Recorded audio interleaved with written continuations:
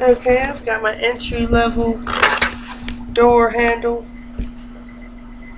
fastened on and in place.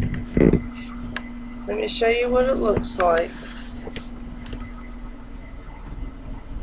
That's the outside of the door, the key in it. Do like that. There's the inner part of it.